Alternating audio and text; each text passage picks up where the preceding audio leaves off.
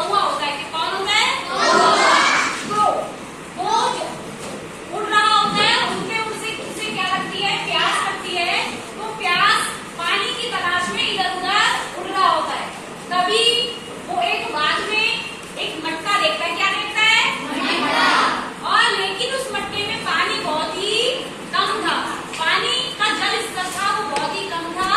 तो वो प्यासा था, तो उसने प्यास वो पानी पीना चाहता था, लेकिन उस मटके तक उसकी पहुंच नहीं पहुंच रही थी। तभी उसने क्या लगाई? तरकीब। क्या लगाई? तरकीब। उसने ऐसे सोचा कि मटके के पास में क्या रखे हुए थे? कंकर। क्या रखे थे बच्चों? कंकर। तो उसने ये तरकीब लगाई कि अगर मैं इन कंकरों को उठा के मटके में डालूंगा तो क्या होगा? पानी क्या आ जाएगा? आ जाएगा। तो उसने क्या किया? कंकर उसने चौक से एक एक कंकर उठाना चालू किया और उठकर किस पे डालने लगा? मटके में कंकर डालने लगा। ऐसे उसने बहुत सारे कंकर मटके में डाल दिए और जो मटके का पानी था वो कैसे हो गया?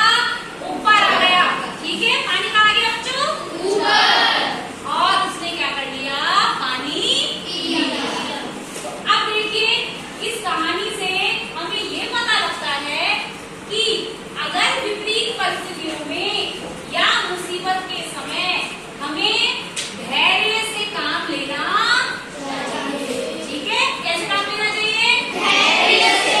ठीक है, धैर्य का अर्थ है कि हमें परिस्थिति में घबराना नहीं चाहिए और परिस्थिति का सामना करना चाहिए। तो उसने क्या किया? अपनी दिमाग लगाया और दिमाग में उसके क्या आई? तरकीब आई, एक सोच आई और उसने कंकर डालकर पानी को ऊपर कर दिया। इस कहानी से हमें यही सीख मिलती है कि हमें विपरीत समय में ना घबराते हुए धीरज से काम लें और स्व विवेक का प्रयोग करें। स्व विवेक का अर्थ क्या होता है? अपनी बुद्धि से काम लेना, अपनी समझ से काम लेना। समझ आया बच्चों?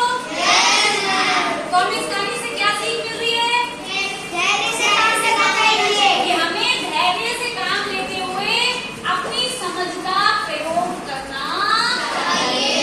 समझ आगे समझ आपको? अब मैं आपसे कुछ प्रश्न पूछती हूँ, आप हाथ खड़ा करेंगे। ठीक है?